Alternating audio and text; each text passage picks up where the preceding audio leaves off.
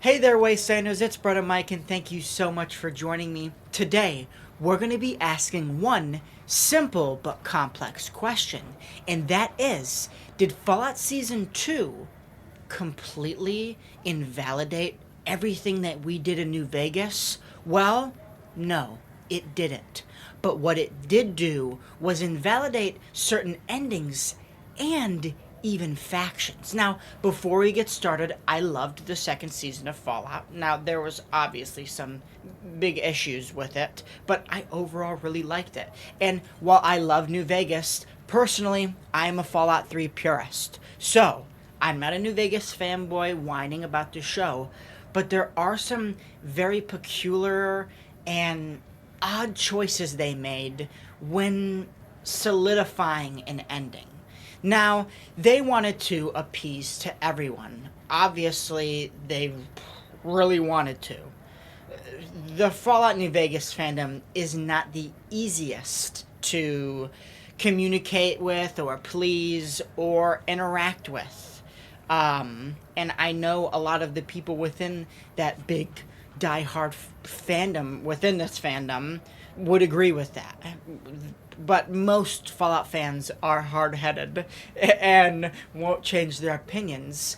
And so I think their take on that everyone won but no one did takes away from the ending in the goal that the courier has and how important the courier is. Now, yes, war never changes and things fall apart and people will fight over things no matter what. Even if they want the same goal, it's all how they want to do it. Everyone agrees on saving the world, but they don't know, they can't agree on doing it. That beautiful line that I think Coop says, or Maximus, or they both say a version of it. But they executed it extremely bad. And on top of that, they made factions that were really huge threats, nothing but a laughing stock, and then turned into a threat. And then totally downplayed the NCR just for them to come in and save the day when all we've seen is that they're destroyed. And to those people who don't even watch the show, they have no clue what's going on in season 2. The Enclave, and there's the Legion, and now the NCR are back, but we thought the NCR was destroyed, but us fans know that it couldn't have just been destroyed with one nuke. So, what happened, and what is the reason why I'm making this video? I've made a few of these, and I even was talking about this after that third episode, and it's that Vegas has to have a solidified ending. And what they show us is a distorted reality. And so either they're changing the events of what happened in the game or tweaking things here and there, which they've done a little bit in the past, but nothing to this extent. We don't see anything that the courier did or even these factions did still lasting, yet they're still in the area. The Legion, under no circumstances, will be fighting a war upon itself for 15 years, yet also have territory back home. The NCR couldn't go up against all those legionaries with just 6 rangers in the area, barely holding on. Freeside would fall into shambles with Deathclaws right on the other side in the Strip. How is the Strip getting power if Hoover Dam is never shown? And on that point, Hoover Dam is most likely destroyed. The whole focus point of Fallout New Vegas is not even hinted on or talked about once the entire season. And yet, you give us a heavy emphasis on Mr. House and Cold Fusion just to show us that Mr. House might have died, but we're not sure, but we're not going to answer that because the Legion, who just fought a civil war between the maybe 200 total of them, are now marching on Vegas with thousands of soldiers with only the NCR and the Freesiders there to protect it. Now, I don't really know where they can go with this next season, especially with how not Mr. House, oops, Todd Howard has been talking about Colorado so much and this journey there. Are we going to even see this fight at Vegas, or is it going to be brushed off in one episode and Mr. House saved the day with his Securitrons? Or does he even have them? There are so many things that they showed us, but it didn't do anything for the story. Any YouTuber, you can look at their analyzations of this and how they've gone over it, and there's no clear-cut ending, which doesn't make sense. I think the entire fandom, and especially the Fallout New Vegas heads, would have appreciated just picking one and sticking with it. I said this time and time again. If we came to a Vegas controlled by a Legion and they had started their renaissance and maybe started using some of Mr. House's technology and were adapting to new technologies and ways of thinking and acting socially, that would have been sick to see. A Vegas turned into a Rome mid-Renaissance, seeing what was this evil, destructive Legion potentially turn a new leaf and turn into something bigger, or even rolling up to the Strip and you thinking everything is normal. Maybe Lucy and the Ghoul go visit the Tops Casino, to pay homage to Benny and such. And then we get a few hints that things aren't what we think they are. And Yes Man is in charge. And he sees Cooper Howard come in, and he sees that within Mr. House's database, he had files on Cooper or something, and he drags them in, and then they need help, and maybe even Yes Man helps in a way. Or even the most boring one, in my opinion, rolling up in the NCR taking over, and it being the exact same thing, would have had more substance than this. And of course, the one that seems most obvious for them to choose, especially because of how many times it is drilled into your head during that game, is the house. The house always wins. Now, the house always wins in the end from what we've seen in the second season, so why not keep it that way? And it's because of two big things. Appeasing the fan base, well, what they thought would appease the fan base, and money. I think that they were far too ambitious with going to Vegas, because if you watch through this season, we are all over the place, and we spend about 30 minutes, maybe 30 minutes in the Strip area, not the Mojave, the Strip, and that is only a majority bulk of that, which is about maybe 20 minutes, is in the very last episode. And on top of that, when showing the Strip, we see that there is a lot of editing done. Now, back to something I said far before. We should have never went to Vegas because it's too much to do. And if they were restricted this much on designing Vegas and showing us Vegas, they should have kept us outside of it. It should have been fully outside, and then we finally get in just like in the games. And this third season would have had more money, but it was really due to just this being a filler season. This is very common, not only with Amazon, but with the directors who wrote it, with Westworld and such. But also, it's just a pretty normal thing in today's cinema culture. And it sucks to see that we were kind of given that. And it seems that they were really rushing in the writer's room to turn over a script so then they could instantly start filming it. And I'm hoping right now that they're not doing the same thing with the third season. Because ultimately, I was disappointed with this season. That's the first time I think I've said that. But I was disappointed.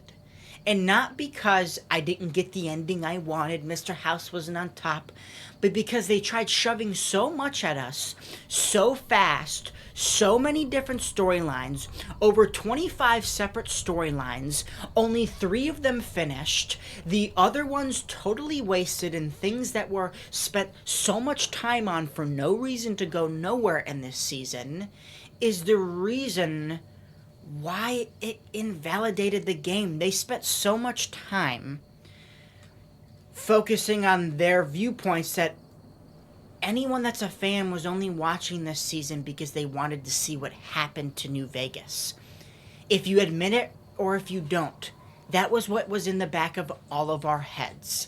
We wanted to know what happened to Vegas, and they gave us nothing while trying to give us something. And in the end, it ended with a big nothing burger of, yes, there's aspects of Yes Man and the Legion and stuff, and there's no reason these should be here. And yes, we put emphasis on the end titles in the first season, but the second season, none of them have anything to do with the story and just raise more questions, because every time we see something different that shouldn't be possible with the endings that have been shown to us. And that is why Fallout Season 2 invalidated the endings of Fallout New Vegas. Now, not Fallout New Vegas as a whole, but the endings.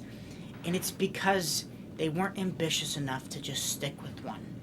And I think, at the end of the day, wouldn't it have been a whole lot better to roll up on the Legion, Mr. House, Yes Man, or even a destroyed New Vegas where nothing was left and you see something starting from anew? Because in my opinion, that would have been better than the slop that they threw at us. And yes, it should have just been a big fan service. They should have just went through the same route that the Courier did. Lucy and the Ghoul ending up in Good Springs and taking the same route around the Mojave to get into New Vegas. You know, talking to the Kings and such. You could have brought in companions and it been a big fan service and we all loved it.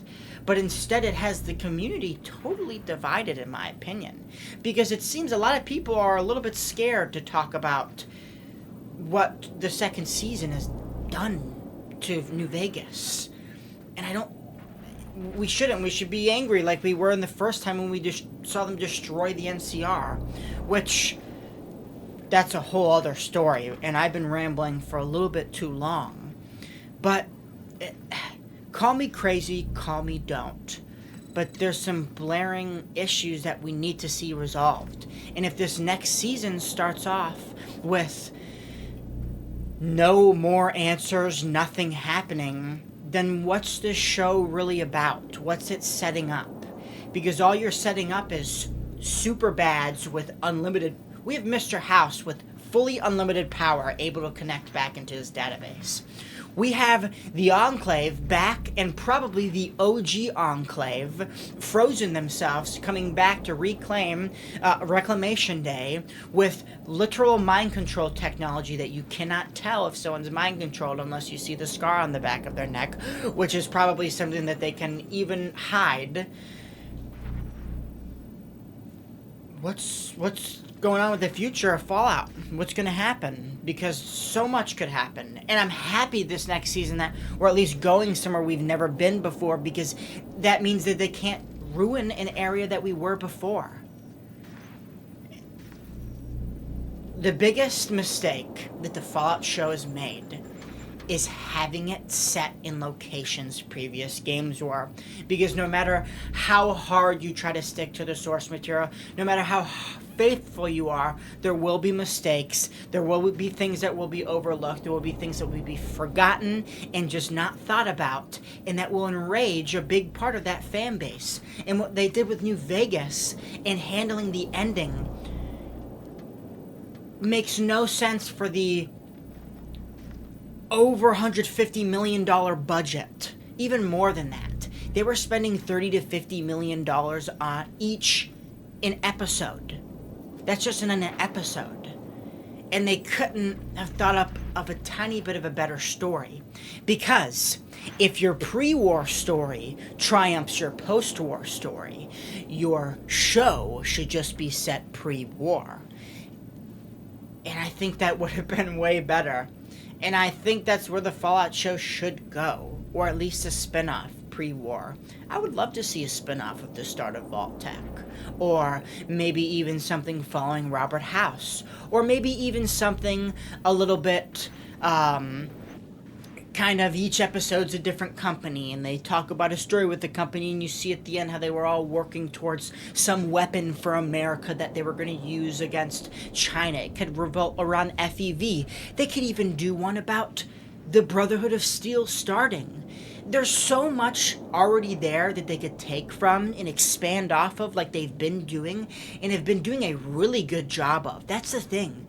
Is this pre-war stuff and this added lore with Mr. House and the company surrounding him, his database, the Brotherhood, the expansion of some of these factions we've already seen, is really well done. And while people have their qualms with the Brotherhood and how they make them seem like brutes, yet that's because they want to show that each chapter of the Brotherhood is vastly different, and that's the reason why the Brotherhood has been able to survive so long, is because each sect and chapter evolves and changes to their environment, and is a big part of, I feel like, the Fallout identity is civilization conforming to this new world.